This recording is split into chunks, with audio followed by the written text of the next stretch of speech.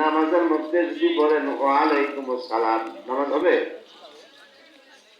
হাসি দেয় মানুষ, হাসি দিলে বলে আলহামদুলিল্লাহ, যারা শুনে এরা কয় ইয়ারহামু কাল্লাহ। না, নামাজের ভিতরে কোনো ব্যক্তি যদি হাসি দেয় আর নামাজের ভিতরে আপনি তার হাসির জবাব যদি বলেন ইয়ারহামু কাল্লাহ, নামাজ হবে? আরবি তো, বাংলা না কিন্তু। ইয়ারহামু কাল্লাহ এটা কি বাংলা না আরবি? আরবি। আসসালামু আলাইকুম, ওয়ালাইকুম আসসালাম, এটা আরবি না বাংলা? আরবি।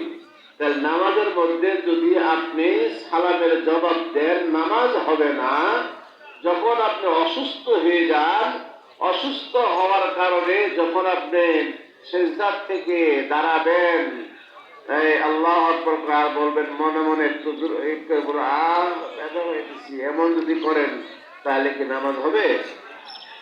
নামাজ হবে না। এই জন্য হযরত মুসা আলাইহিস সালাতু ওয়াস সালাম বললেন যে আল্লাহ, আমি যদি আল্লাহ হইতাম আর তুমি যদি মুসা হইতা, তাহলে তুমি আমার কাছে কি চাইতা? আমি সুস্থতা চাইতাম। বলেন সুবহানাল্লাহ। এই যে সুস্থ হালতে, সুস্থ অবস্থায় আপনি যে আল্লাহর কুদরতে পায়ে রুকু সিজদা দেওয়ার জন্য ঘর থেকে বের হয়ে আসতে পেরেছেন, এই জন্য কি মহান প্রভুর নিকটে কি শুকরিয়া জ্ঞাপন করবেন না? উচ্চ আওয়াজে বলেন আলহামদুলিল্লাহ। সম্মানিত উপস্থিতি, একটি মাস আপনারা পরিশ্রম করেছেন, একটি মাস পরিশ্রম করেছেন, চারটেখানি পরিশ্রম না। এই সেহরি খেয়ে একেবারে ইফতার নিয়ে সামনে রেডি, এখন সাইরেন বাজে না, মুয়াজ্জিন সাহেব আযান দেয় না, আপনি খান না। ইচ্ছা করলে আপনি বাথরুমে যে পানি খাবার পান, কেউ যাতে না দেখে। ইচ্ছে করলে আপনি কিছু খেয়ে দিতে পারেন, অপরিচিত জায়গার যায় খেতে পারেন। আবার দেখবেন সারা বছর পর্দা করে না, হোটেলগুলোতে রমজানের মধ্যে ওরা পর্দা করে। হায়রে ইসলাম, চিন্তা করেন কত সুন্দর পর্দা করে, কি বলেন, কালো কাপড় দিয়ে পর্দা করে যাতে না দেখা যায়। ইচ্ছা করলে ওইখানে ঢুকেও পর্দার মধ্যে ঢুকেও বেপর্দার কাজ করতে পারেন, খাওয়া যেতে পারে। তাহলে ইচ্ছা করে যে কিছু খান না, অজুর সময় অজু করে পানি খাই না আমরা? অজু শেষ হলে পানি খাই না? পানি খাওয়ার উপর দিকে তাকায় দোয়া করি না? রোজার মধ্যে কেউ কি এরকম করছেন যে পানি খায় তারপরে দোয়া করছেন? হ্যাঁ, কেন করেন নাই? কেন করেন নাই? এই জন্য যে একমাত্র রোজা আল্লাহর জন্য মানুষ করে। দেখেন, আপনারা বসার কথা বলেন না, আপনারা নামাজে আসছেন। এই যে নামাজে আসছেন, নামাজের মধ্যেও কয়েকটা জিনিস আছে। একটা হলো কি বলি, শুনবেন?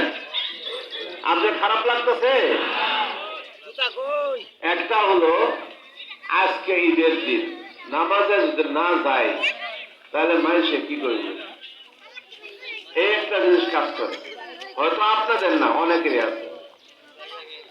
আবার বাড়ির থেকে বলে দেয় বিবি বাচ্চা, আব্বা উঠো তাড়াতাড়ি যাও, নামাজে যাও, টাইম হয়ে গেছে, সারা বছর তো নামাজ পড়লাই না, ঈদের নামাজটা পেয়ে যাও কমপক্ষে, কি বলেন? আবার অনেক আছে রোজা রাখে নাই, এমন পাঞ্জাবি পড়ছে, এমন জায়নামাজ দিছে, মনে হয় এটা দেওবন্দ থেকে আলেম, দেওবন্দ হুজুর আছে, সারা বছর রোজা করেন নাই, সামনে কাতারে এসে বা সামনে আসে এমন লম্বা পাঞ্জাবি পড়ছে, এমন জায়নামাজ দিছে যে ইয়ার মতো দরবেশ আর এই এলাকায় নাই। কি কোন আছে না আমার? এখন এই নামাজের মধ্যে দেখা যায় একজন আরেকজনকে দেখে আসে, এটা দোষের কারণ না, আসে। কিন্তু এমন কোন পাগল নাই যে রমজানের রোজা রাখে, সেহরি খাইলো আর সারাটা দিন উপাস থাকে, খাওয়ার মতো যথেষ্ট পরিবেশ থাকে, তারপরে খায় না। এটা একমাত্র কার জন্য? আল্লাহর জন্য। আল্লাহকে সে প্রকৃতপক্ষে ভয় করে যে আমি যে গোপনে কিছু যে খাবো, কেউ না দেখলেও আমার মাওলা আমার সৃষ্টিকর্তা তিনি দেখতেছেন, আমি তো তার জন্য রোজাটা রাখছি। এই জন্য বলা হচ্ছে যে মদিনা মসজিদে যদি আপনি এক ওয়াক্ত নামাজ পড়েন, খেয়াল করেন, মদিনা মসজিদে যদি এক ওয়াক্ত নামাজ পড়েন 50,000 ওয়াক্তের সওয়াব আপনার আমলনামায় দেওয়া হবে। সুবহানাল্লাহ। মানে এক ওয়াক্ত নামাজ পড়লেন, কয়েকটা বলেন 50,000 ওয়াক্তের সওয়াব আপনার আমলনামায় পাই গেলেন। আর যদি কাবা ধরে নামাজ পড়েন, বাইতুল্লাহ কাবা ঘর মক্কাতে যদি এক ওয়াক্ত নামাজ পড়েন, তাহলে আপনার আমলনামায় আল্লাহ তাআলা 1,00,000 ওয়াক্ত নামাজের সওয়াব দান করবে। সুবহানাল্লাহ। দেখতে পাচ্ছেন, এক ওয়াক্ত নামাজ পড়লে 1,00,000 ওয়াক্ত সওয়াব, মদিনায় পড়লে 50,000 ওয়াক্ত সওয়াব।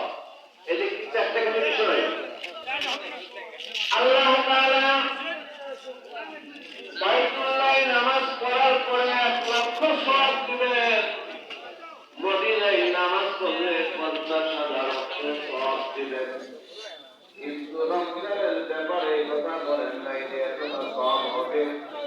আল্লাহ তাআলা বলে ওয়ানা আজজি বিহি, রমজানের পুরস্কার হলো আমি আল্লাহ নিজের বাজারের জন্য।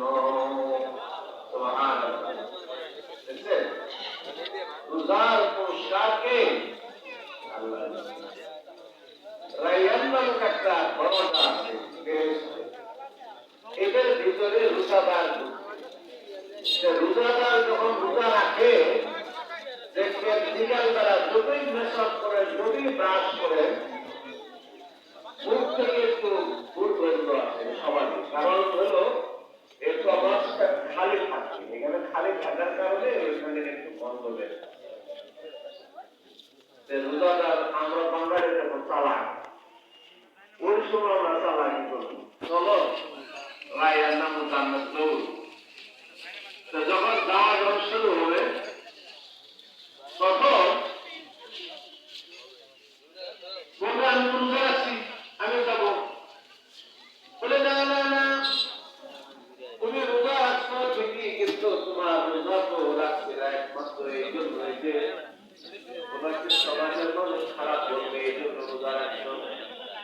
এবং রোজা রাখে জীবন শেখার করছো, মিথ্যা কথা বলছো, এবং রোজা রাখে এমন কোনো কাজ করো নাই যে কাজগুলো সমাজের মধ্যে যাবে লজ্জিত হতাম, এরকম কাজ তুমি করছো। তো ঠিক আছে, তুমি রোজাদার যাও, জান্নাতে যাও। এবার জান্নাতের দরজা রায়্যানের কাছে যখন যাবে, যাওয়ার পরে জান্নাতের দরজার পাশে সেখানে চাকরি থাকবে, কিছু লোক ঢোকাবে আর কিছু লোক বের করবে। যাদের বের করবে না বলবে আমরা তো রোজাদার, বলে না না না, তোমার মুখ থেকে কোনো সুঘ্রাণ আসতেছে না। আর যাদের সুঘ্রাণ আসতেছে এরা জান্নাতে ঢুকবে।